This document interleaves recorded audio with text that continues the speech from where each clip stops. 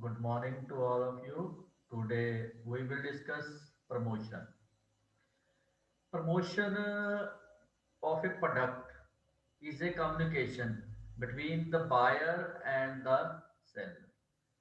Communication is an important tool for the firm to exist in market. The marketing communication mix is nothing but the promotion mix of a business firm.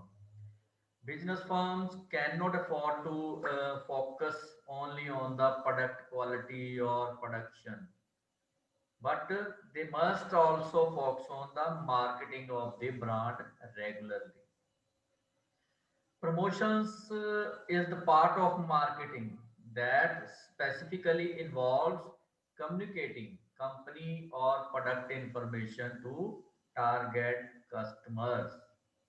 So, promotion is a type of communication between the buyer and the seller.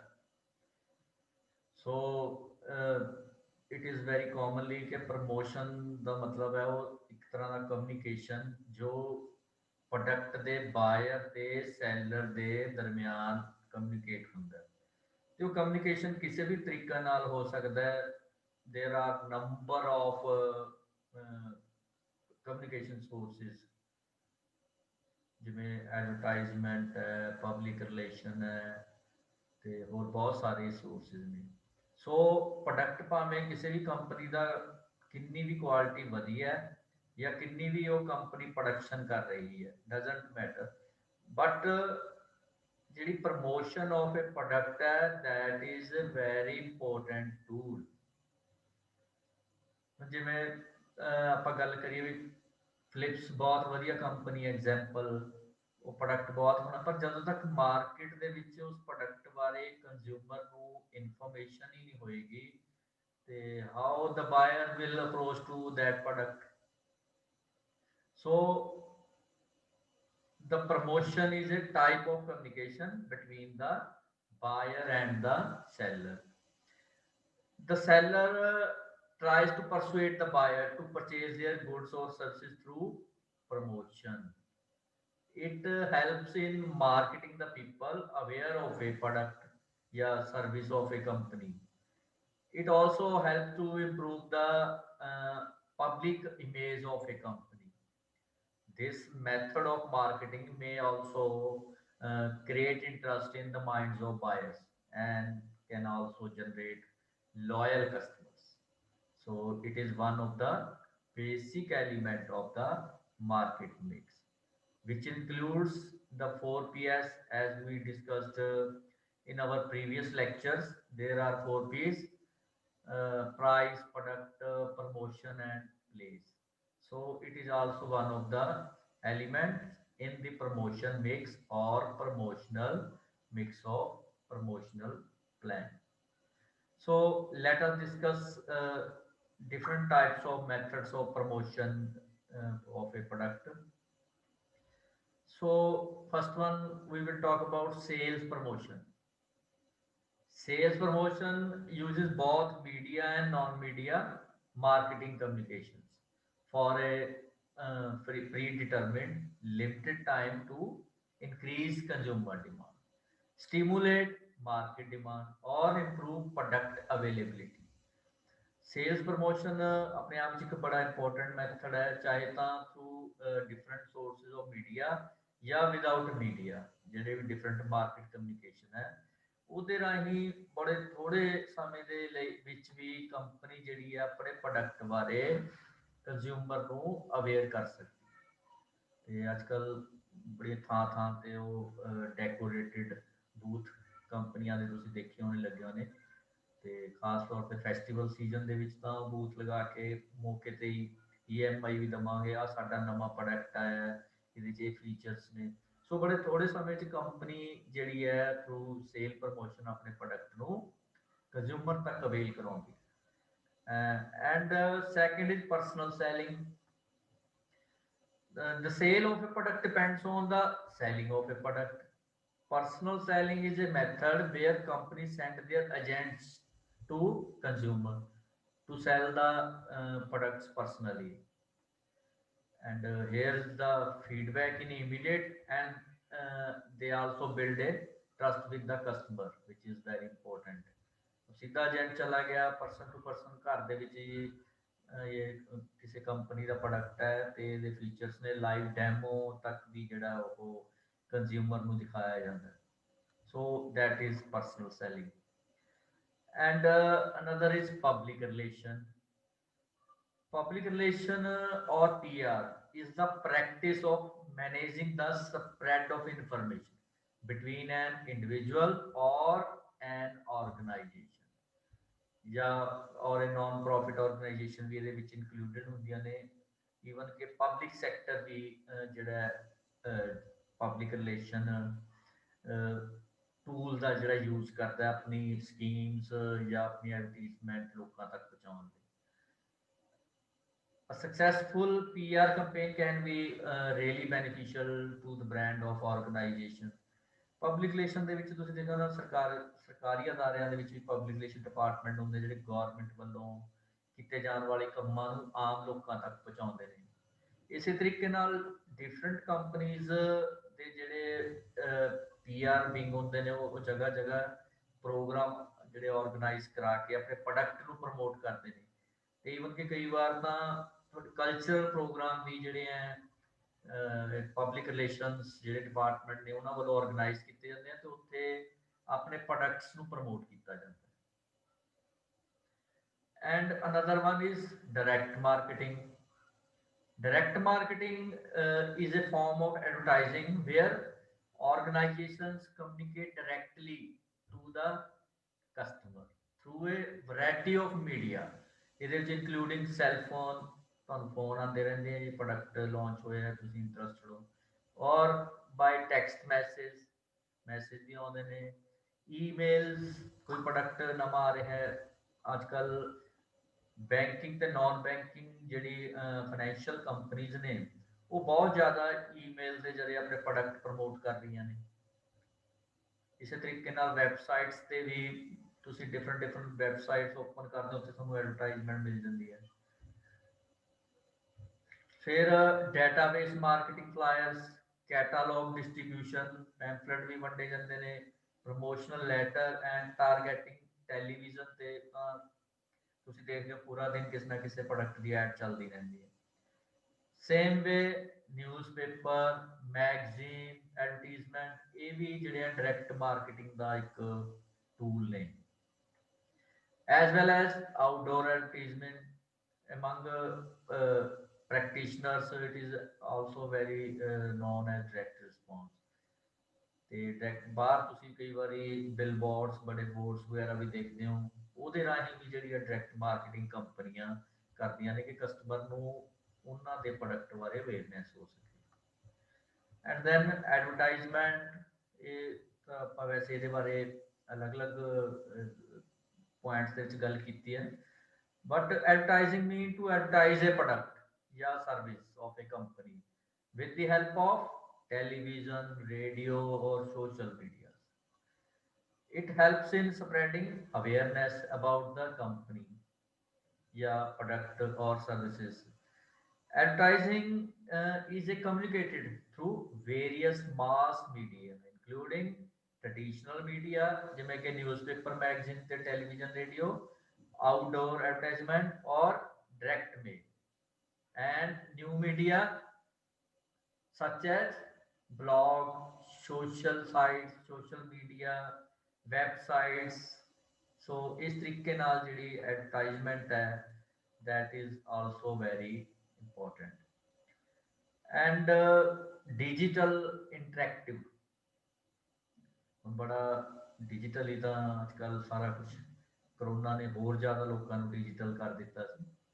ਤੇ digital media ਵੀ ਆਪਣੇ ਆਪ ਦੇ ਵਿੱਚ ਇੱਕ ਬੜਾ ਇਹ ਕਹਿ ਲਓ ਵੀ ਬੜਾ ਵੈਰੀ ਲੋ ਬਜਟ ਦੇ ਵਿੱਚ ਇੱਕ ਟੂਲ ਹੈ। ਥਰੂ ਡਿਜੀਟਲ ਕੰਪਨੀਆਂ ਜਿਹੜੀਆਂ ਆਪਣੇ ਪ੍ਰੋਡਕਟ ਨੂੰ ਬੜਾ ਤੇਜ਼ੀ ਦੇ ਨਾਲ ਪ੍ਰਮੋਟ ਕਰ ਪਾ ਰਹੀਆਂ।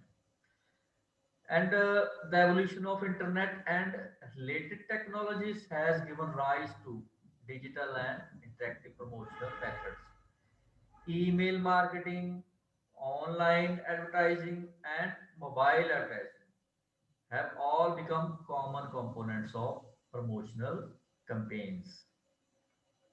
These methods are often relatively affordable for small business and offer direct connections to tech-savvy consumers who spread significant time online.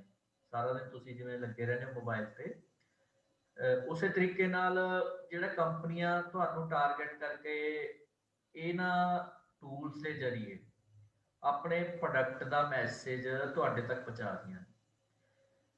Social media portal ਵੀ ਜਿਹੜਾ ਬਹੁਤ ਕਾਮਨਲੀ ਯੂਜ਼ ਹੋ ਰਿਹਾ ਹੈ ਯੰਗਸਟਰ ਵੱਲੋਂ। ਅੱਜ ਕੱਲ੍ਹ ਤਾਂ ਹਰ ਕੈਟਾਗਰੀ ਏਜ ਦੇ ਜਿਹੜੇ ਲੋਕ ਨੇ ਇਹਨਾਂ ਨੂੰ ਯੂਜ਼ ਕਰ ਰਹੇ ਨੇ, ਜਿਵੇਂ Twitter, Facebook, YouTube. So these also provide inexpensive ways to interact with customers in real time. बड़ा मतलब नामात्र जा खर्चा है। And now we will discuss optimum promotion mix. ਹੁਣ ਕੋਈ ਵੀ ਕੰਪਨੀ ਹੈ ਉਹਦੇ ਕੋਲ there are number of tools to promote their products, ਪਰ ਹਰੇਕ ਕੰਪਨੀ ਨੂੰ ਇਹ ਸਿਲੈਕਟ ਕਰਨਾ ਪੈਂਦਾ ਹੈ ਕਿ ਕਿਹੜਾ ਟੂਲ ਉਹਨਾਂ ਵਾਸਤੇ ਚੀਪ ਐਂਡ ਬੈਸਟ ਹੈ, ਕਿਹਦੇ ਰਾਹੀਂ ਉਹ ਆਪਣੇ ਪ੍ਰੋਡਕਟ ਨੂੰ ਵੈਰੀ ਈਜ਼ਲੀ ਟਾਰਗੇਟ ਕੰਜ਼ਿਊਮਰ ਤੱਕ ਪਹੁੰਚਾ ਸਕਦੇ ਨੇ। ਸੋ ਉਹ ਵੀ ਇੱਕ ਬੜਾ ਇੱਕ ਸਟ੍ਰੈਟਜੀ ਪਲਾਨ ਹੈ ਕੰਪਨੀ ਦਾ ਕਿ ਕਿਵੇਂ ਉਹ ਆਪਣੀ ਆਪਟੀਮਮ ਪ੍ਰਮੋਸ਼ਨ ਮਿਕਸ ਕਰ ਸਕਦੇ ਨੇ। So promotion mix is the combination of various tools employed by the company in the advancement of the product in the market, raising its market share, and also with other objective like educating customer about the availability of superior product in the market compared to existing non-brand. ਹੁਣ ਕੰਪਨੀਆਂ ਨੂੰ ਹੁੰਦਾ ਹੈ ਕਿ ਜਿਹੜਾ ਜੀ ਤੁਸੀਂ presently you are using the product is not good, our product is better than that. How they will tell you through different tools of advertisement. So company needs to use various tools of promotion, ਜਿਵੇਂ ਕਿ ਆਪਾਂ ਹੁਣੇ discuss ਕੀਤੇ like advertising, sale promotion, personal selling, या customer relationship. But the real question, what should be its proportion in the total promotion program? ਹੁਣ ਕੋਈ ਵੀ company ਕਿਸੇ ਇੱਕ ਸੋਰਸ ਜਾਂ ਇੱਕ ਮੈਥਡ ਰਾਹੀਂ ਆਪਣਾ ਪੂਰਾ ਧਿਆਨ ਲਗਾ ਕੇ ਛੋੜ ਨਹੀਂ ਸਕਦੀ ਕਿ ਜੀ ਟੀਵੀ ਤੇ ਐਡ ਦੇ ਰਹੇ ਹਾਂ ਬਸ ਬਹੁਤ ਹੈ। ਨੋ, ਕੰਪਨੀ ਡਿਫਰੈਂਟ ਸੋਰਸਿਸ ਜਿਹੜੇ ਨੇ ਐਡਵਰਟਾਈਜ਼ਮੈਂਟ ਦੇ ਜਾਂ ਪ੍ਰਮੋਸ਼ਨ ਦੇ ਉਹਨਾਂ ਨੂੰ ਸਿਲੈਕਟ ਕਰਦੀ ਹੈ, ਫਿਰ ਉਹ ਆਪਣਾ ਬਜਟ ਦੇਖਦੇ ਹੈ ਤੇ ਫਿਰ ਲੋਕੇਸ਼ਨ, ਸਟੇਜ, ਕਸਟਮਰ ਕਿਹੋ ਜਿਹਾ ਉਹਨਾਂ ਦੇ ਮੁਤਾਬਿਕ ਪ੍ਰਪੋਰਸ਼ਨ ਦੇ ਵਿੱਚ ਆਪਣੀ ਪ੍ਰਮੋਸ਼ਨ ਕਰਦੀ ਹੈ ਕਿ ਸਪੋਜ਼ ਆਪਣੇ ਬਜਟ ਦਾ 50% ਟੀਵੀ ਤੇ ਦੇਦਾ, 30% ਰੇਡੀਓ ਤੇ, 20% ਮੈਗਜ਼ੀਨਸ ਨੂੰ ਦੇਤਾ ਜਾਂ 5% ਜਿਹੜਾ ਥਰੂ ਡਿਜੀਟਲ ਮੀਡੀਆ ਖਰਚ ਕਰਨਾ। ਸੋ ਇਹ ਕੰਪਨੀ ਨੂੰ ਸਟੱਡੀ ਕਰਨਾ ਪੈਂਦਾ ਹੈ ਕਿ ਇਸ ਤਰੀਕੇ ਨਾਲ ਪ੍ਰਪੋਰਸ਼ਨ ਦੇ ਵਿੱਚ ਆਪਣੇ ਰਿਸੋਰਸਿਸ ਜਿਹੜੇ ਨੇ ਉਹ ਲਗਾਏ ਜਾਣ। ਸੋ the real question, what should be its proportion in the total promotional program? So depending upon the market conditions, the feedback received by the market analysis, the importance, utility, and applicability of each tool would be decided by the management of the company. अगर कोई company कहे भी ਆਪਾਂ cheap and best करना है, सिर्फ तो सिर्फ सोशल मीडिया ਤੇ ਹੀ ਕਨਸੈਂਟਰੇਟ ਕਰੀਏ, ਤਾਂ ਬਹੁਤ ਸਾਰੇ ਰੀਜ਼ਨ ਐਸੇ ਹੋਣਗੇ ਜਿੱਥੇ ਇੰਟਰਨੈਟ ਦੀ ਸੁਵਿਧਾ ਉਨੀ ਨਹੀਂ ਹੈ, ਘੱਟ ਹੈ ਜਾਂ ਹੈ ਹੀ ਨਹੀਂ, ਤਾਂ ਅਜਿਹੀਆਂ ਥਾਵਾਂ ਤੇ ਫਿਰ ਉਹ ਪ੍ਰੋਡਕਟ ਦੀ ਜਿਹੜੀ ਮੈਸੇਜ ਹੈ ਪ੍ਰੋਡਕਟ ਦਾ ਉਸ ਬਾਰੇ ਪਹੁੰਚ ਹੀ ਨਹੀਂ ਪਾਏਗਾ। ਸੋ ਇਹ ਮਾਰਕੀਟ ਚੋਂ ਫੀਡਬੈਕ ਲੈ ਕੇ ਕਿ ਕਸਟਮਰ ਕਿਹੜੇ ਏਰੀਏ ਦੇ ਵਿੱਚ ਜ਼ਿਆਦਾ ਨੇ ਸਾਡੇ ਪ੍ਰੋਡਕਟ ਨੂੰ ਖਰੀਦਣ ਵਾਲੇ, ਉਸ ਏਰੀਏ ਦੇ ਵਿੱਚ ਕਿਹੜਾ ਟੂਲ ਜਿਹੜਾ ਉਹ ਜ਼ਿਆਦਾ ਇਫੈਕਟਿਵ ਰਹੇਗਾ। So the term optimum promotion mix is indicating the level of results compared to the expectations from the adoption of particular promotion mix. It implies maximum return for minimum input in the form of expenditure on various promotional tools employed by the company. Naturally, while thinking of optimum promotion mix, the allocation of financial budget and its bifurcation or division over the use of various tools of promotion assumes important. ਤਾਂ naturally ਹੈ ਜਦੋਂ company ਨੇ ਪੈਸੇ ਖਰਚ ਕਰਨੇ ਨੇ ਤਾਂ ਉਹਨਾਂ ਨੂੰ ਇਹ ਹੋਏਗਾ ਕਿ ਥੋੜੇ ਪੈਸੇ ਦੇ ਨੂੰ ਵੱਧ ਤੋਂ ਵੱਧ ਆਪਟੀਮਮ ਯੂਜ਼ ਕਿਵੇਂ ਕਰੀਏ ਕਿ ਸਾਡੀ ਜਿਹੜੇ ਪ੍ਰੋਡਕਟ ਦੀ ਗੱਲ ਹੈ ਜਾਂ ਇੰਪੋਰਟੈਂਸ ਹੈ ਜਾਂ ਉਹਦੇ ਫੀਚਰਸ ਨੇ ਕਿਸ ਤਰੀਕੇ ਨਾਲ ਕਸਟਮਰ ਕੋਲ ਈਜ਼ਲੀ ਪਹੁੰਚ ਸਕੇ ਸੋ ਆਪਟੀਮਮ ਯੂਜ਼ ਕਰਨ ਵਾਸਤੇ ਕੁਝ ਪੁਆਇੰਟਸ ਆਪਾਂ ਡਿਸਕਸ ਕਰਦੇ ਹਾਂ ਜਿਹਦੇ ਆਧਾਰ ਤੇ ਕੰਪਨੀ ਇਹ ਡਿਸਾਈਡ ਕਰੇਗੀ ਕਿ ਕਿਹੜੇ ਟੂਲਸ ਨੇ ਜਿਹੜੇ ਉਹਦੇ ਲਈ ਇਫੈਕਟਿਵ ਨੇ ਯੂਜ਼ ਕਰਨ ਦੇ ਲਈ ਤਾਂ ਕਿ ਉਹਨਾਂ ਦੀ ਪ੍ਰਮੋਸ਼ਨ ਹੈ ਜਿਹੜੀ ਪ੍ਰੋਡਕਟ ਦੀ ਉਹ ਸਹੀ ਢੰਗ ਨਾਲ ਹੋ ਸਕੇ ਜਿਵੇਂ nature of product depending upon the type of product the use of tool changes ਜਿਸ ਤਰ੍ਹਾਂ ਦਾ ਪ੍ਰੋਡਕਟ ਹੈ ਤਾਂ ਉਹ ਪ੍ਰੋਡਕਟ ਦੀ ਪ੍ਰਮੋਸ਼ਨ ਦਾ ਜਿਹੜਾ ਟੂਲ ਹੈ ਉਹ ਵੀ ਚੇਂਜ ਹੋ ਜਾਏਗਾ for highly technical product or industrial product more importance for personal selling would be appreciated क्यों while in respect of good meant for daily consumption wide publicity would be more important ਹੁਣ ਅਗਰ ਕੋਈ product ਕੋਈ machine ਹੈ suppose ਕਿਸੇ ਨੇ ਇੱਕ mobile ਦਾ back cover ਜਾਂ ਬੈਟਰੀ ਬਣਾਉਣ ਦੀ ਮਸ਼ੀਨ ਹੈ ਬਣਾਈ ਹੈ ਤੇ ਉਹ ਮਸ਼ੀਨ ਵੇਚਣੀ ਚਾਹੁੰਦਾ ਹੈ ਉਹ ਟੀਵੀ ਦੇ ਉੱਪਰ ਸਵੇਰੇ ਸ਼ਾਮ ਐਡ ਦੀ ਹੋਵੇ ਬੈਟਰੀ ਬਣਾਉਣ ਦੀ ਮਸ਼ੀਨ ਹੈ ਜੀ ਤੁਸੀਂ ਖਰੀਦੋ ਬਹੁਤ ਵਧੀਆ ਹਾਊਸ ਵਾਈਫ ਕਿਡਸ ਇੰਪਲੋਈ ਵਰਗ ਉਹਨਾਂ ਨੇ ਨਹੀਂ ਕੀ ਲੈਣਾ ਇਸ ਚੀਜ਼ ਤੋਂ ਉਹਨਾਂ ਦਾ ਜ਼ਿਆਦਾ ਧਿਆਨ ਨਹੀਂ ਜਾਏਗਾ ਇਸ ਕਰਕੇ ਜਿਹੜੇ ਹੈਵੀ ਮਸ਼ੀਨਰੀ ਜਾਂ ਇੰਡਸਟਰੀਅਲ ਪ੍ਰੋਡਕਟ ਨੇ ਉਹਦੀ ਸੈਲਿੰਗ ਕਿਵੇਂ ਹੋਊਗੀ ਜਿਹੜੇ ਲੋਕ ਆਲਰੇਡੀ ਇਸ ਫੀਲਡ ਦੇ ਵਿੱਚ ਨੇ ਇੰਡਸਟਰੀ ਯੂਨਿਟ ਵਿੱਚ ਤਾਂ ਕੰਪਨੀ ਦੇ ਏਜੰਟਸ ਡਾਇਰੈਕਟਲੀ ਉਹਦੇ ਕੋਲ ਜਾਣਗੇ ਕਿ ਇਹ ਪ੍ਰੋਡਕਟ ਹੈ ਇਹਦੀ ਆ ਕਾਸਟ ਪਏਗੀ ਤੁਹਾਨੂੰ ਤੁਸੀਂ ਦੱਸੋ ਪਰਚੇਜ਼ ਕਰਨ ਦੈਟ ਵਿਲ ਬੀ ਇਫੈਕਟਿਵ ਪਰ ਜਿਹੜੇ ਕੰਜ਼ਿਊਮਰ ਪ੍ਰੋਡਕਟਸ ਨੇ ਨਹਾਉਣ ਦੀ ਸਾਬਣ ਸ਼ੈਂਪੂ ਟੂਥਪੇਸਟ ਉਹ ਸਾਰਾ ਦਿਨ ਟੀਵੀ ਤੇ ਆ ਰਹੀ ਹੈ ਠੀਕ ਹੈ ਕਿਉਂਕਿ ਫੈਮਿਲੀ ਦੇ ਵਿੱਚ ਜਿਹੜੀ ਆ ਉਹ ਪ੍ਰੋਡਕਟ ਕਾਮਨਲੀ ਯੂਜ਼ ਹੋਣੀ ਹੈ ਤੇ ਉਹਦਾ ਪ੍ਰਭਾਵ ਸਿੱਧਾ ਸਿੱਧਾ ਪੈਂਦਾ ਹੈ ਤੁਸੀਂ ਲੋਕ ਅਕਸਰ ਨਵੀਆਂ ਸਾਬਣਾਂ ਨਵੇਂ ਸ਼ੈਂਪੂ ਦੇਖ ਕੇ ਉਹਨੂੰ ਪਰਚੇਜ਼ ਕਰਨ ਵੱਲ ਜਾਂਦੇ ਹੋ ਤਾਂ ਇਹਦਾ ਮਤਲਬ ਹੈ ਕਿ ਟੀਵੀ ਤੇ ਜਿਹੜੀ ਐਡਵਰਟਾਈਜ਼ਮੈਂਟ ਕੰਜ਼ਿਊਮਰ ਪ੍ਰੋਡਕਟ ਦੀ ਆ ਰਹੀ ਹੈ ਉਹਦੇ ਲਈ ਉਹ ਟੂਲ ਠੀਕ ਹੈ ਪਰ ਇੰਡਸਟਰੀਅਲ ਪ੍ਰੋਡਕਟ ਦੇ ਲਈ ਜਿਹੜਾ ਉਹ ਪਰਸਨਲ ਸੈਲਿੰਗ ਜਿਹੜੀ ਹੈ ਉਹ ਬੈਸਟ ਰਹੇਗੀ and second now we will talk about nature of market ਹੁਣ ਕੰਪਨੀ ਨੇ ਜਿਹੜੀ ਮਾਰਕੀਟ ਦੇ ਵਿੱਚ ਪ੍ਰੋਡਕਟ ਸੇਲ ਕਰਨਾ ਹੈ ਤਾਂ ਉੱਥੇ ਫੈਸਲਾ ਕਰਨਾ ਕਿ ਕਿਹੜਾ ਪ੍ਰਮੋਸ਼ਨ ਟੂਲ ਯੂਜ਼ ਹੋਏਗਾ ਤਾਂ ਉਸ ਨੂੰ ਡਿਸਾਈਡ ਕਰਨ ਤੋਂ ਪਹਿਲਾਂ ਨੇਚਰ ਆਫ ਮਾਰਕੀਟ ਬਾਰੇ ਜਾਣਨਾ ਬਹੁਤ ਜ਼ਰੂਰੀ ਹੈ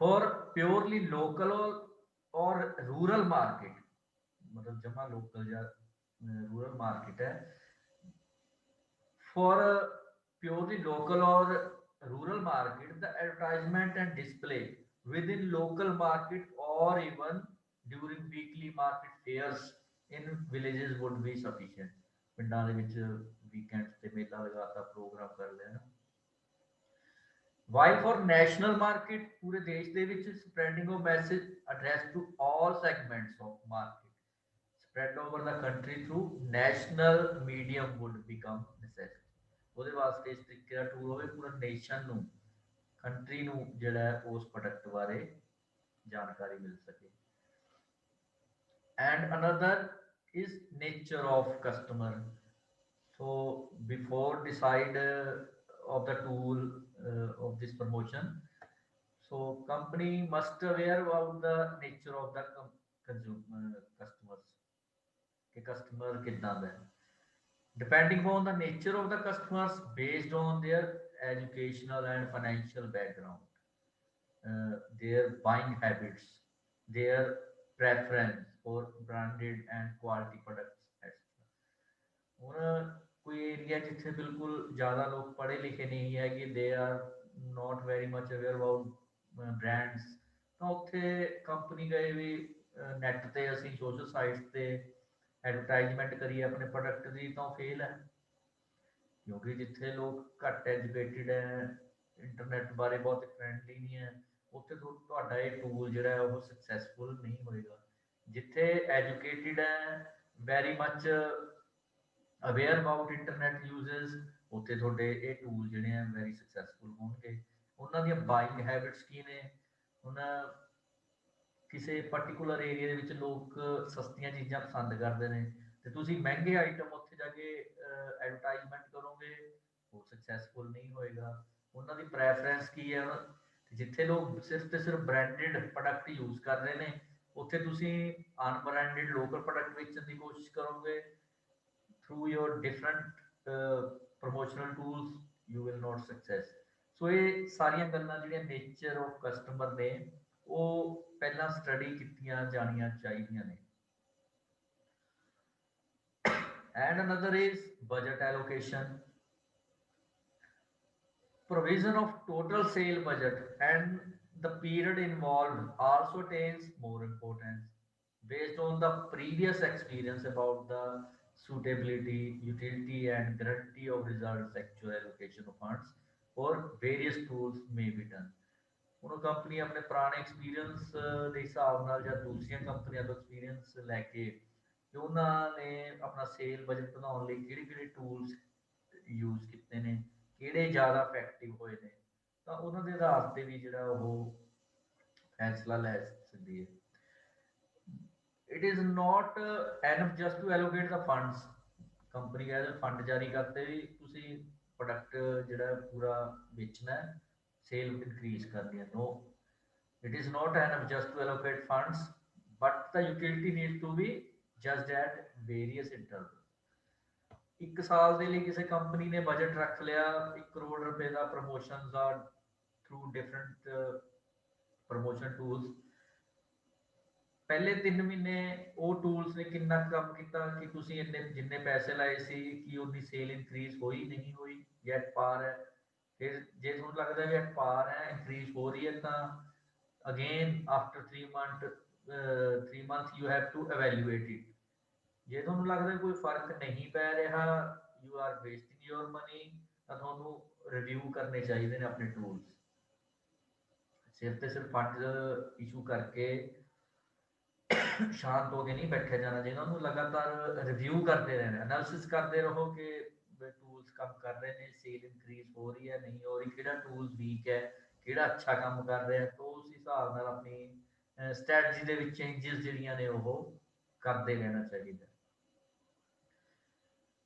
ਸੋ budget allocation must be flexible to all accommodate after the division over various tools of promotion। ਸੋ ਤੁਹਾਨੂੰ ਬਜਟ ਇਸ ਤਰੀਕੇ ਨਾਲ ਖਰਚ ਕਰਨਾ ਚਾਹੀਦਾ ਕਿ ਤੁਸੀਂ ਉਹਨੂੰ ਟਾਈਮਲੀ ਉਹਦੇ ਵਿੱਚ ਚੇਂਜਸ ਕਰਦੇ ਰਹੋ। ਸੋ ਇਹ ਸੀ ਅੱਜ ਆਪਣਾ ਟੌਪਿਕ ਪ੍ਰਮੋਸ਼ਨਸ ਤੇ ਇਹਦੇ ਮੈਥਡਸ। ਤੇ ਅਗਲੇ ਲੈਕਚਰ ਦੇ ਵਿੱਚ ਆਪਾਂ ਤੁਹਾਨੂੰ ਫੇਰ ਮਿਲਾਂਗੇ। ਤਦ ਤੱਕ thank you and take care.